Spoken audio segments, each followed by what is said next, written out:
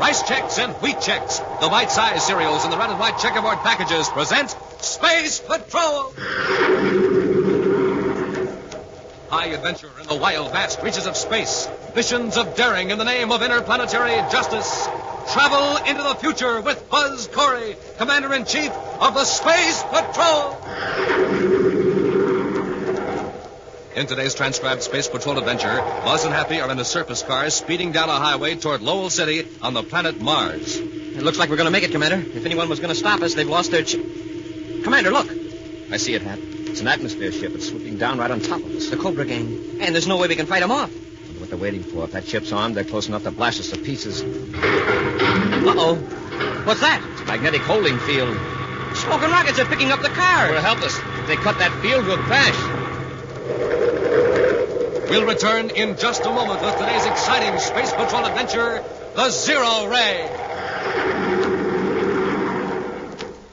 Rice Chex are the perfect size. It's tops with all the guys. Fit right into a spoon. Good to eat. Morning, evening, and noon. Well, hi, Space Patrollers. This is Captain Dick Tufeld, and that was George, the Space Patrol jingle maker, telling you in his way that Rice Chex are tops for size. For flavor, tops, too. Those Chex ring a bell. Any way you eat 'em, Rice Chex taste swell. Tops for taste, you bet. A delicious toasted taste. Rice Chex will ring the bell with you, Space Patrollers, any way you eat it. With a good breakfast or out of the box for a snack, eat Rice Chex, gang, for a quick comeback. A quick comeback or a quick go-ahead. You get it after a nourishing breakfast with Rice Chex. Because Rice Chex are tops for get up and go. If you like whole wheat, super keen and neat, make sure, Space Patrollers, the Chex you eat are wheat. Rice Chex, Wheat Chex, in the red and white checkerboard package, with the picture of Commander Corey or Cadet Happy on the outside and the free Space Patrol trading card inside. Rice Chex, Wheat Chex, tops three ways, for taste, for size, for get up and go. And now today's Space Patrol adventure, the Zero Ray. With Emil Gargoth at last in custody on Terra, Commander Corey has had every right to consider the menace of the Cobra gang to be ended. Even if Gargoth should stubbornly refuse to name his henchmen, the brainograph could easily reveal their identities and every detail of the elaborate structure of the criminal organization. But something has happened to prevent the immediate use of the brainograph on Emil Gargoth. In his central office at Space Patrol headquarters, Commander Corey fumes at the delay. There isn't any excuse for this. I gave orders that Gargoth was to be watched every second. Well, maybe he really did get sick, Commander. Of course he's sick. Must have had some chemical concealed on him. Somebody slipped up when they searched him. Well, anyway, he'll be out of the hospital in a day or so, and then we can give him the brainograph test. By then, most of his important agents will know Gargoth has been captured. They'll have time to get away. I guess that's right. But at least they won't be operating as the Cobra gang. There'll just be a lot of individual rats running for cover. So much dependent on the fast closing in on Gargoth's leaders. I'll get that, will you, Ham? Yes, sir. Commander Corey's office. Cadet Happy here. Yes, Dr. Arnold. Yeah, he's right here. Commander, it sounds important. Yes, Dr. Arnold. What? But I posted a guard. I'll be right over. We've got to get over to the Terra Hospital right away. Gargoth has escaped. A few moments later, in the office of the superintendent of the Terra Hospital, Buzz and Happy listened to a greatly distressed Dr. Arnold. Before you question your guards, Commander, I want to accept full responsibility. Emil Gargoth was admitted here as a criminal and as hospital superintendent. Just a minute, Dr. Arnold. The matter of responsibility for Gargoth's escape is secondary right now. I want to find out where he is and how he got away. I'm sorry I can't tell you that, Commander. There was so much confusion at the time. All right, Doctor. Happy. Yes, sir? Bring those two guards in here. I'll find out why they left their posts at the door of Gargoth's room. I can tell you that, Commander. Now, hold it, Ham. All right, Doctor. They left their posts to move some patients that were completely helpless. Patients that I thought were in grave danger. Danger from what? Fire, explosion, I don't know. Things were in a turmoil here for a while. What do you mean, fire and explosion? Well, everything went crazy all of a sudden. From all over the hospital, patients were complaining that their rooms were too warm. The heating system was out of control. And then we discovered the water pipes were frozen. Frozen? Here on Terra? That's right. It's as though the electronic brain that controls our temperature systems had gone mad. Patients, nurses, even some of the doctors were panic-stricken. You say the temperature controls went mad. What caused it? I don't know. But I didn't want helpless patients to be hurt in a fire or explosion or whatever was threatening. I gave an order to my staff to evacuate the bedridden patients, and your Space Patrol guards elected to help. During the confusion, Gargoth disappeared. I have jurisdiction over this hospital, Commander. I declared an emergency. Your guards acted accordingly. I hope you won't be too hard on them. Technically, they deserted their posts, but I think under the circumstances I would have done the same. As it looks to me, Gargoth took advantage of an accidental situation, or his gang engineered the whole thing. I don't see how that could be. The hospital heating and refrigeration systems are automatic and virtually foolproof. After I talk to those guards, suppose we make a complete check. Happy, call those men in here.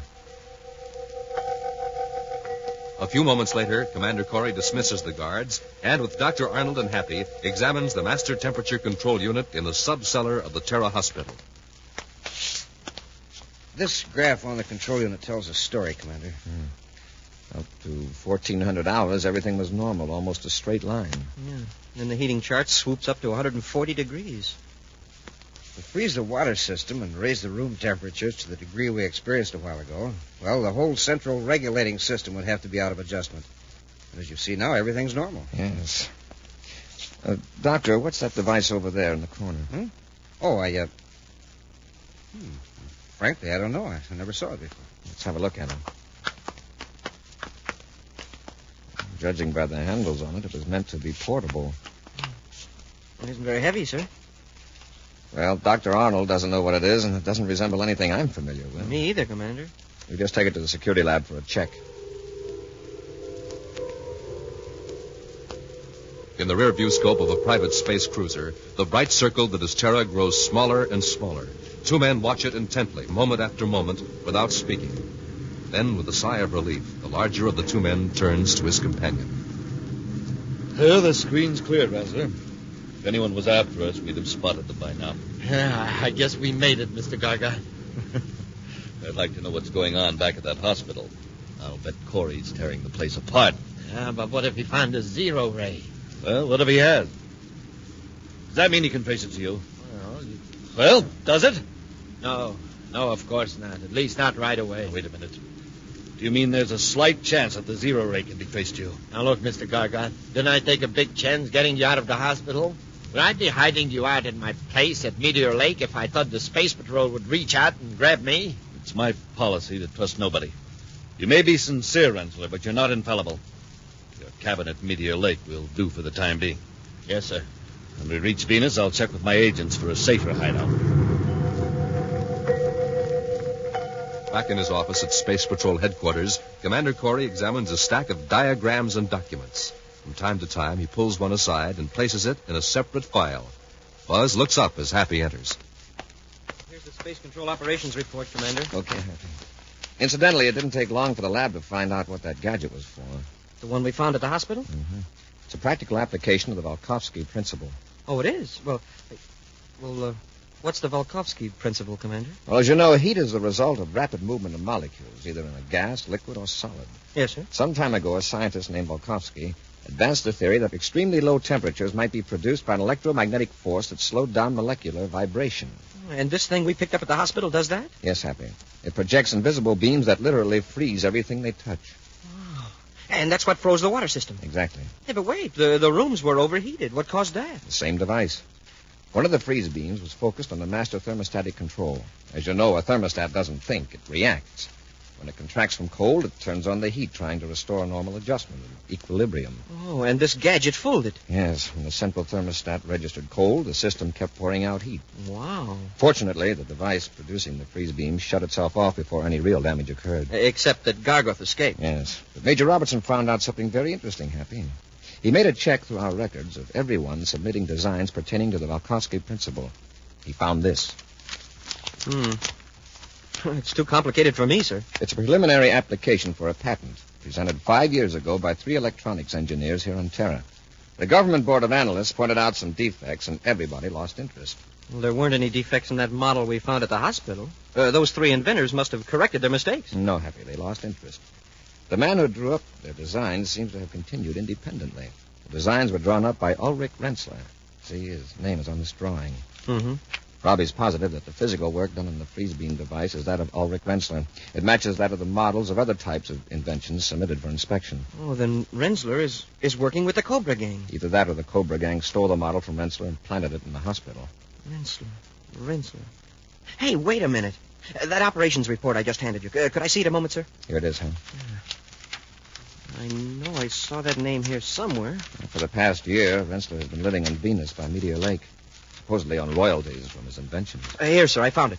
This ship that blasted off at 1432, private cruiser VP 738. It's registered to Ulrich Renzler. I'll alert Venus Space Patrol, then we'll blast off for Venus. Let's see if anything's going on at Meteor Lake.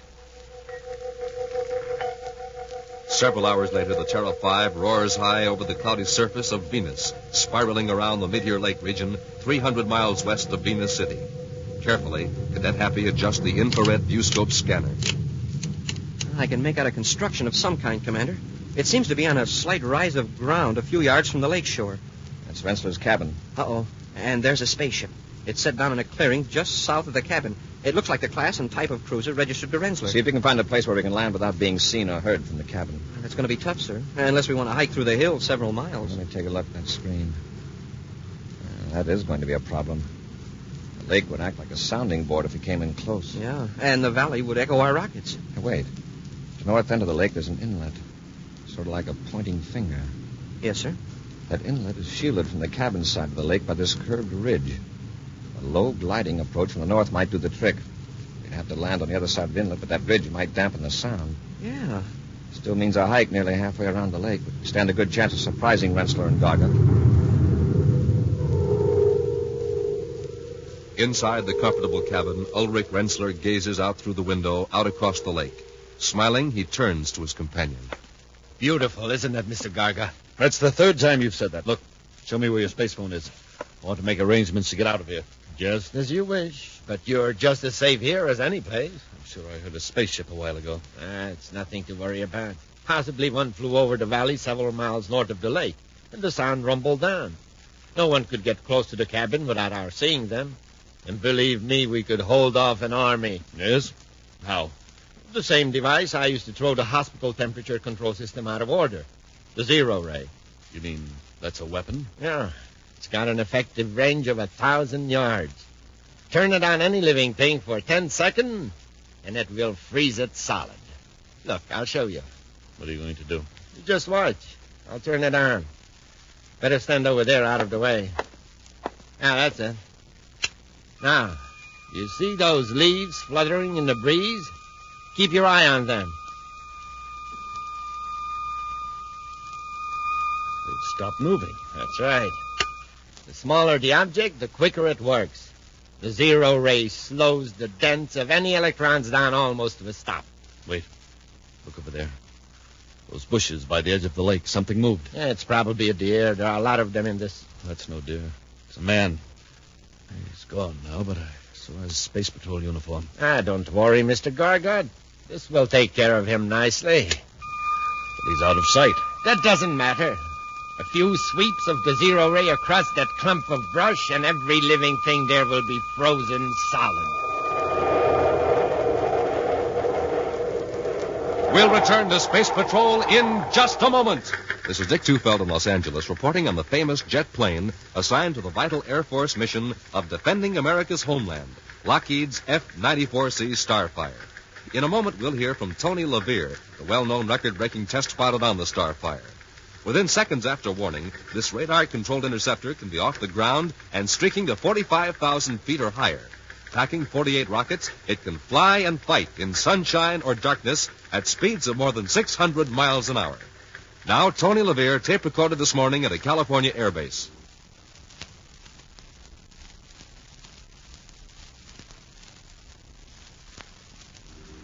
You know, good health is important to a test pilot, and I have to stay in top condition.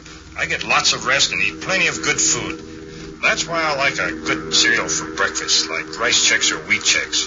They have real energy and they taste swell. Why don't you try them? Make sure you keep yourself ready for action, the way Tony LaVere and lots of other famous test pilots do. Eat Rice Chex or Wheat Chex every morning.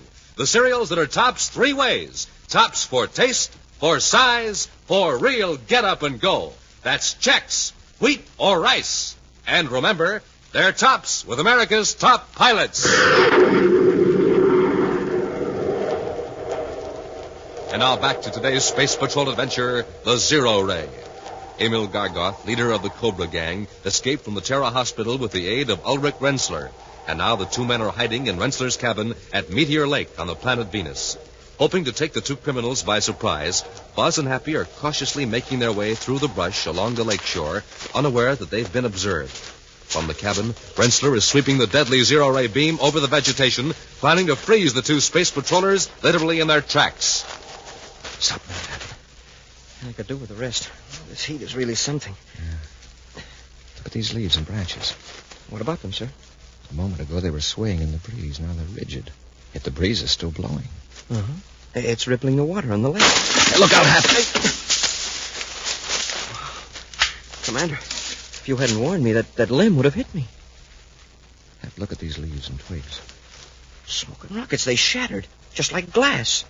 And feel the limb. Cold. Cold as ice. Yes. In the tropical weather of Venus. This is a perfectly healthy branch. Now, why would it break off in a little breeze? Because it's brittle. Hap, look over there to your right. See how those leaves suddenly stop fluttering? Yeah. It's as though something were passing over them and freezing them. Hap, quickly. Under the bank and jump off into the water. Hurry.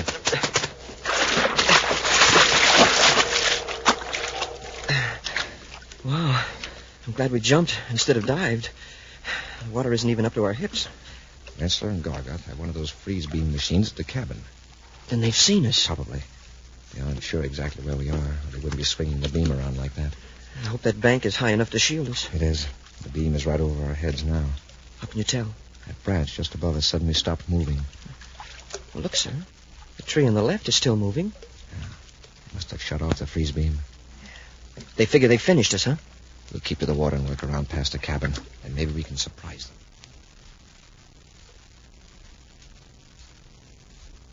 See? There's not a sign of them. They're somewhere in that brush, rigid as statues. Let's go and find them. No. We're getting out of here right now. What for? Nobody will bother us now. Are you crazy? How do we know that a whole fleet of Space Patrol ships won't be landing here any minute? Yeah, maybe you're right. But I still don't think Mars is such a good place. You operated from there for a while. I operated from Lowell City. This place I've got in mind is a way off from everything. Yeah, you showed me on the map. All right, Mr. Gargon, I'll load the zero-ray equipment in the ship. So Leave it here. I don't want to take time to bother with it. Let's get out of here while we've got a chance.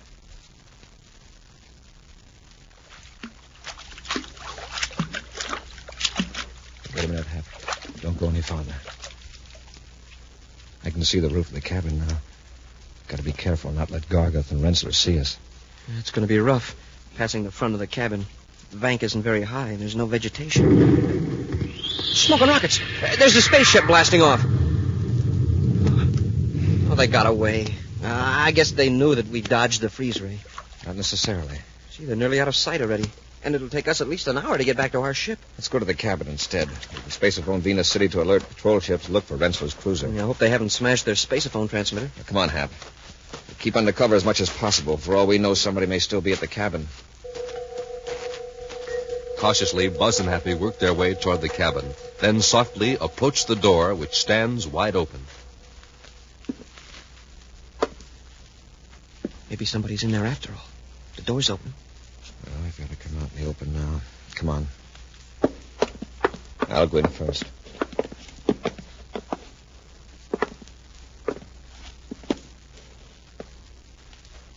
It's deserted, all right. Yes, it has all the signs of a hasty departure. Yeah, they didn't even take time to pack. Look at all the stuff here. Yeah. Rensler must have thousands of credits worth of furnishings. Let's look around. Maybe we can get a clue on where they went. I'll check over the desk. Yes, sir. Say, here's the freeze beam equipment. Only Rensler calls it the Zero Ray. Zero Ray Model X1, it says here on the panel. Several notebooks here. I'll take them along to study later. Commander, here's some numbers scribbled down. By the looks of them, they may be spaceophone frequencies. Let me see them. And here's some maps, astrogation charts, and sectional maps of some of the planets. Let me see those maps. Are there any special marks on them? I'll check, sir.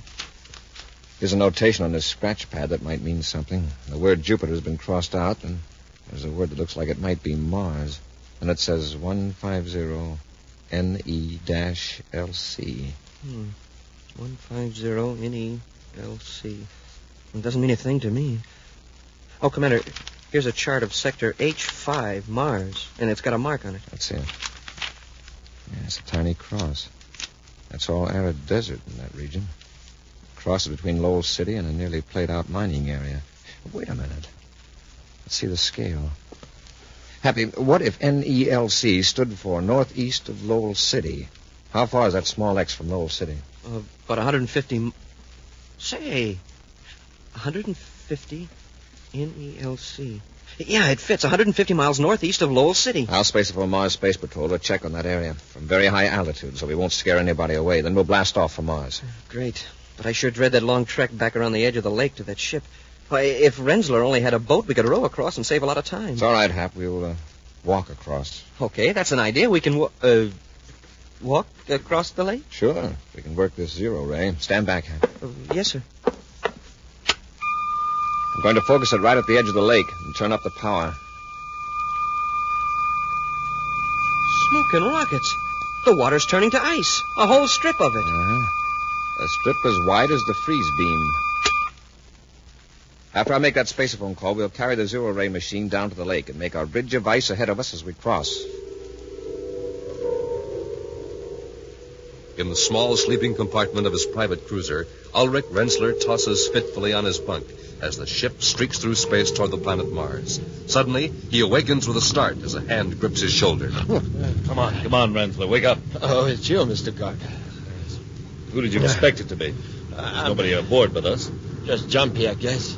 Do you want me to take the controls for a while? Yes. That isn't why I called you. Your quick freeze ray didn't work back at the lake. What? How do you know? I overheard part of a spacephone conversation. You know who that was trying to surprise us at the cap? Commander Corey. Corey? We not only missed him, but he's wise to our plan. He knows we're going to the desert outside of Lowell City. Oh. How could he possibly know about that? All right, don't get excited. I've got a plan worked out so we can finish Corey for good. Wait, Mr. Garga. Let's leave Corey alone. It's foolproof, Renzler. Corey's going to search the desert in a surface car. He figures he can pass for somebody connected with one of those mining outfits in that area. Yeah. We'll switch to an atmosphere ship at Hubble Settlement on the other side of Mars. Then we'll take care of Corey. With Lowell City far behind them, Buzz and Appy roar over the Martian desert highway in a sand-scarred surface car. From their rough work clothes, they appear to be a couple of mining engineers on their way to one of the lonely quarries or mines on the Martian wastelands. Gee, Commander, we've come more than 50 miles and we haven't seen a soul. It's probably why Gargoth's picked this region for a hideout. With this battered-up car and the surveying equipment, we ought to be able to get pretty close to his place without exciting suspicion. That's what I'm counting on, Hap. With all those tools back there, we could be independent prospectors if we have to. Hey, Commander, look. I see it, Hap. It's an atmosphere ship, and it's swooping down right on top of us. If that ship's armed, they're close enough to blast us to pieces. Hey, what's that? It's the ship's magnetic holding field. Smoking rockets. Hey, they're picking up the car. We're right off the highway. We're helpless. If they cut that field, we'll crash. Well, the ship's sure gaining altitude fast. Yes, it's too late to jump. Are you all right, Commander? It's Gargoth. Listen to me, Commander. Switch your space phone to 478.2 megacycles. And don't attempt to contact Space Patrol headquarters or I'll cut the holding field and drop you. Understand?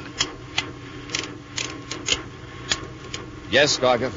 I understand. We are now 100 feet off the ground. Renzler will maintain this altitude until we are far away from Lowell City.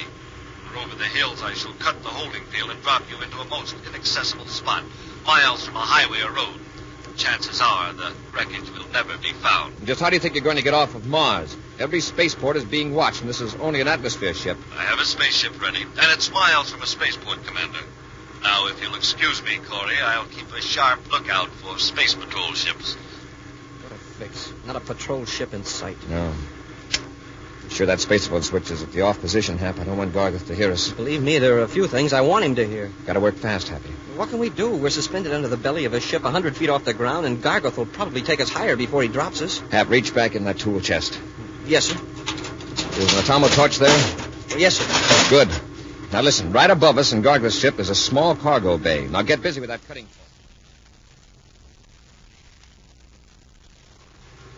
There's no other ship in sight, Mr. Gargoth. Good, and we're at 250 feet altitude. That ought to make it nice and permanent. All right, Renzler. Cut the holding field. There they go. I'll bank the ship so we can watch that surface car crash. Boom! Some smash, eh, Mr. Gargot? Well, that takes care of Corey and his cadet. It sure does. There's no doubt about it this time. We really... Mr. Gargot. Rensler, what's the matter with you? Have you... Corey, don't stand there gibbering, Rensler. Shoot them. No, you don't.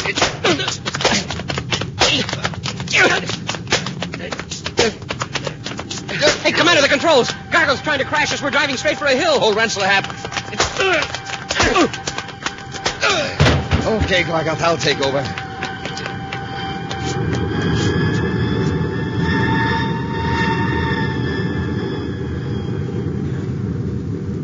Oh, you pulled her out just in time. I'll take the ship into Lowell City, Hap. This time we'll make sure Gargoth doesn't pull any tricks and escape. No, sir. He won't get a chance to dodge the brainograph test by going to the hospital either. Yeah, Gargoth, you're going to the brainograph with a clear head if I have to knock you cold. An action preview of next week's exciting Space Patrol adventure in just a moment. Space Patrollers, you all know what sound effects are. You hear them all the time on your radios. But listen to these musical sound effects and see if you can guess what we're doing with Rice Checks and Wheat Checks. Yep, Space Patrollers, there's a big bowl filling up with Rice Checks or Wheat Checks. Man, oh man, it even sounds delicious. And it tastes even better. Those triple oven-toasted biscuits are tops for taste. Now we're pouring on the cream. Listen, you can almost hear those crisp, crunchy checks filling up with that cream. And then for the first bite, wow, what a bite, sized just right. Because checks are made in that modern bite-sized design, makes them tops for size.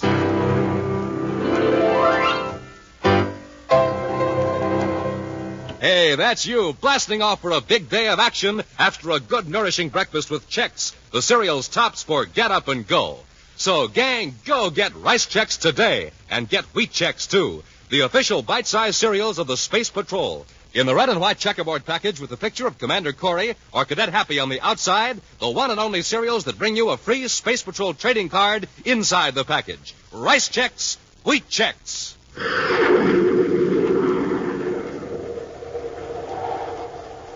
Now, a preview of next week's exciting Space Patrol adventure.